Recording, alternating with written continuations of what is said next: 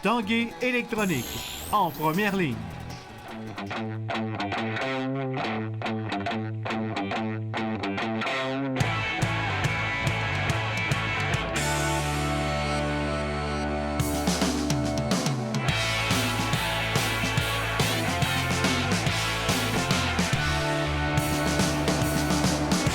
À tous, bon mercredi, bienvenue à l'Esprit sportif. Au menu aujourd'hui, on parlera de vélo d'hiver au Mont-Sainte-Anne, également des dernières transactions chez les Remparts de Québec. Mais d'abord, parlons de basketball masculin scolaire. C'est en fin de semaine que se déroulera à Québec le plus important tournoi du genre, la 22e édition de la classique Parmela Lactantia.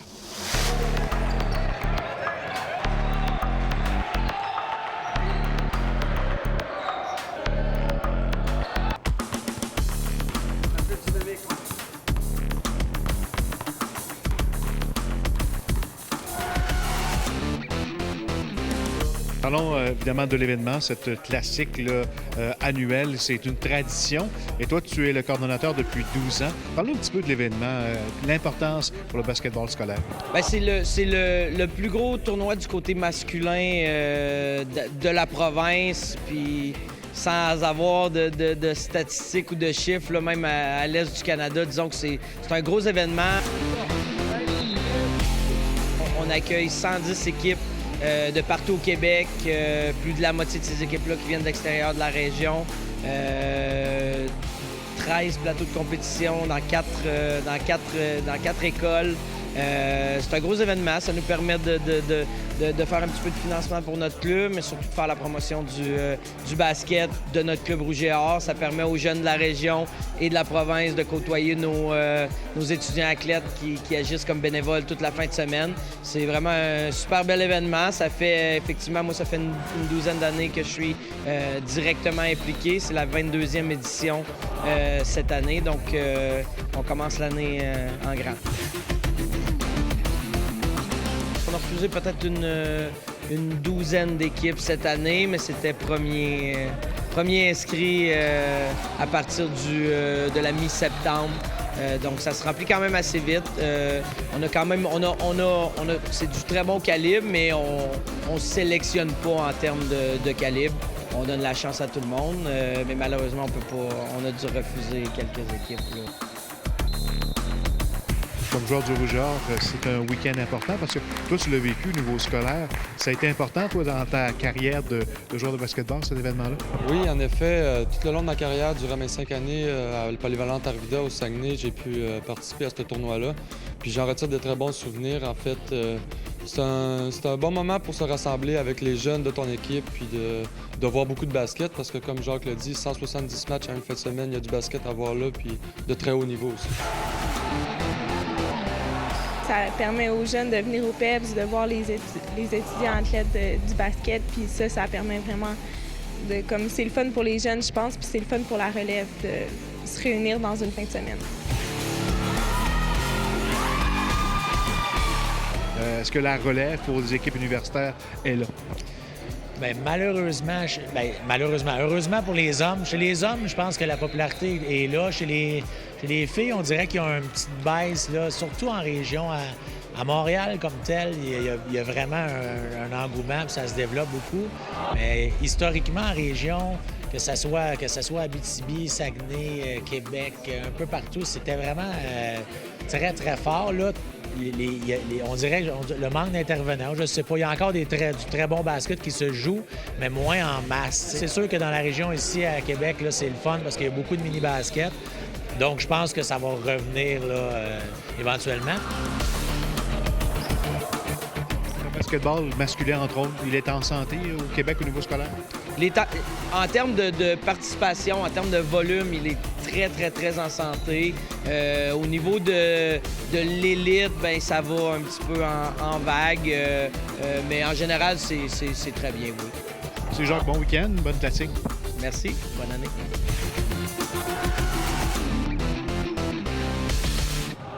C'était la dernière journée de transactions dans la LHJMQ. Il y a eu beaucoup de mouvements chez les Remparts de Québec. Dans l'action. D'entrée de jeu, le directeur gérant et entraîneur-chef des Remparts, Philippe Boucher, a confirmé ce que tout le monde savait depuis quelques semaines, soit la transaction envoyant Dmytro Timashov au Cataractes de Shawinigan en retour de 3 choix au repêchage.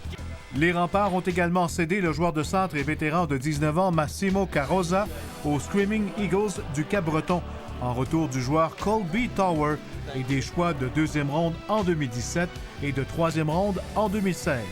Carrozza, on l'aimait beaucoup, il n'aurait pas été ici comme joueur de 20 ans, mais ça va permettre à d'autres joueurs d'être ici l'année prochaine comme joueur de 20 ans. On pense que le prix était juste aussi. Autre acquisition pour l'équipe québécoise, soit celle de l'ailier gauche Louis-Philippe Côté des Huskies de Rouyn-Noranda. En retour, les Remparts cèdent le choix de 1er ronde de 2018 et choix de 3e ronde de 2016. Natif de Laurier-Station, Louis-Philippe Côté, qui a évolué avec les Commandeurs de Lévis Midget 3A, fut un choix de 1er ronde des Huskies en 2015 et un joueur prometteur, selon Philippe Boucher. C'est un joueur qu'on aimait beaucoup l'année passée, qu'on a suivi, que Christian Vermette aimait beaucoup. Que moi, je l'ai vu jouer un petit peu. C'est un gars de mon coin, là, je le connais. Là. On pense que c'est un joueur qui va toucher notre top 6 même à 16 ans cette année. Là. C'est sûr avec une équipe plus jeune puis qui devrait jouer régulièrement dans notre top 6 là, à partir de l'année prochaine pour les 3 prochaines saisons. C'est un gars qui a les habiletés naturelles pour être un professionnel. Je ne veux pas lui mettre trop de pression, là, mais on est vraiment content de l'amener ici. Là. Le directeur gérant des Remparts a tracé un bilan positif de cette période de transaction. On a accompli ce qu'on voulait faire, là, malgré qu'on a laissé aller des joueurs clés. Là. C'est sûr qu'on aurait aimé ça que Timashov finisse sa saison ici. C'est un joueur qui est très apprécié, non seulement par nous autres, ses coéquipiers, mais par les spectateurs aussi. Mais c'est des décisions qu'on avait à prendre pour le bien de l'organisation à court, moyen et long terme. Je pense qu'on est... on verra le genre de hockey qu'on va jouer après Noël, mais je pense qu'on est une organisation beaucoup plus en santé aujourd'hui qu'on pouvait l'être peut-être là, il y a quelques semaines.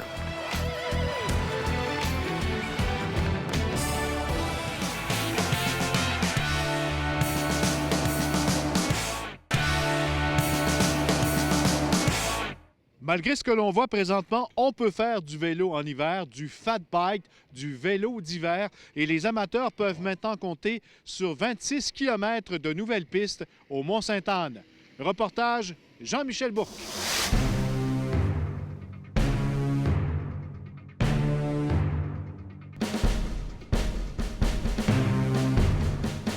Guillaume Garcia, qui est porte-parole au Mont-Sainte-Anne. On avait un projet pilote l'an dernier avec les pistes de fat bike et cette année, les utilisateurs peuvent les emprunter. On loue les vélos ici.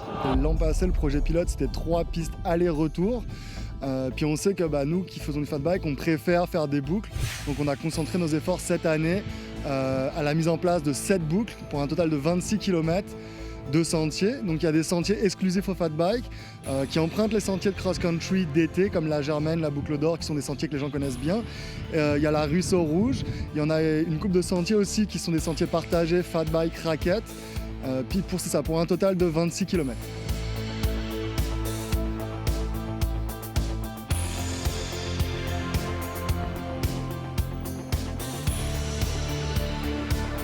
Comment vous trouvez les pistes pour Mont-Sainte-Anne? Maintenant, aujourd'hui, c'est en très bon état. En très bon état. Ils ont passé plusieurs fois, ça a été damé puis compacté, là, ça va vraiment bien. J'ai fait le tour par le chalet Marie-Josée, par le refuge Marie-Josée et ici le refuge du Ruisseau Rouge. C'est compacté partout. Les arbres chargés de neige, des traces de lapins, des petits animaux, la paix, finalement. Bien, il y en a pour tous les goûts, du débutant au plus avancé. Puis je pense que plus il va y avoir de monde qui vont rouler dedans, évidemment, plus ça va se taper, plus ça va être facile. Tu fais du vélo l'été, puis le ski de fond n'est pas commencé, puis ça te permet de commencer la saison vraiment plus rapidement. Où est-ce qu'il y a de la roche, où est-ce qu'il y a n'importe quoi, finalement, ça te permet de passer. Le paysage, c'est incroyable. La montagne, les petits sentiers zigzagués entre les arbres. Le parc ici est magnifique. Hein? On roule dans une forêt qui est très belle. Parfois, elle est ouverte, dégagée. On roule le long des rivières. Donc, on a vraiment un beau tracé de piste. Alors ça, c'est vraiment intéressant. L'hiver, la forêt est très dégagée aussi par rapport à l'été parce qu'il y a moins de feuilles, évidemment. Donc, ça nous donne des points de vue là, qui sont assez géniaux. En termes de niveau de difficulté, moi, je dirais qu'il y en a pour tout le monde. Il y a des tracés qui sont assez roulants, assez plats. Puis, bon, vous connaissez le Mont-Sainte-Anne, là, il y a de la côte, c'est sûr et certain. Donc, pour ceux qui veulent un peu plus de challenge, c'est sûr qu'on trouve des pistes là, avec un peu de montée, des descentes. Puis, la montagne ici, l'équipe qui fait les parcours utilise certaines pistes d'été aussi. La Germaine, pour en nommer une, par exemple, la Boucle d'Or, il y a beaucoup de virages, des berms l'été. Alors, on serpente dans la forêt, c'est vraiment génial. Et de voir les rivières, quand on longe les rivières qui sont partiellement gelées, ça donne des points de vue qui sont vraiment fun.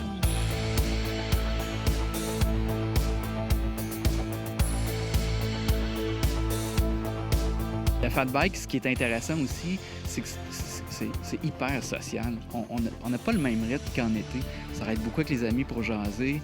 Donc, ça donne un rythme, une dynamique qui est différente des rides d'été. Puis ça, je pense que la plupart des fat bikers, gars-filles, l'apprécient beaucoup, ce rythme-là du fat bike. Il va y avoir un événement ici, le Fat Bike Challenge, qui sera présenté dans les pistes du Mont-Sainte-Anne. En quoi ça consiste exactement? C'est un événement qui se tient sur 2 jours, les 12 et 13 février. Le vendredi soir, on se fait une belle petite ride dans le coin du golfe Grand Vallon. Donc, ça va être beau parce que la montagne va être éclairée pour le ski à ce moment-là. Et puis après, on se rassemble au choix de bar pour faire un peu le party, fêter le vélo d'hiver. Mais la grosse journée, c'est le samedi. Là, on a une course chronométrée, mais c'est une course pour le fun quand même, avec le départ du sommet du Mont-Sainte-Anne. Ça, c'est assez spécial, c'est exclusif à cet événement-là. On part du sommet, on descend vers le versant nord de la montagne, on suit les lignes d'hydro, après on va venir rejoindre les tracés de fat bike qui sont ici au camping Saint-Julien pour revenir tranquillement vers la base avec des pistes qu'on va tracer spécialement pour l'événement. Donc c'est une première édition, ça va être assez magique. C'est une extension, si on veut, du réseau actuel de fat bike au Mont-Sainte-Anne, mais ça va permettre aux gens de découvrir une autre partie de la montagne. Moi, j'invite les gens à participer à cette première édition-là. Les places sont limitées pour le Challenge Fat Bike. Ils peuvent trouver l'information à challengefatbike.com. On se trouve aussi sur Eventbrite pour les inscriptions. Donc, on invite les gens à s'inscrire en grand nombre, évidemment, puis à profiter du vélo d'hiver toute l'année.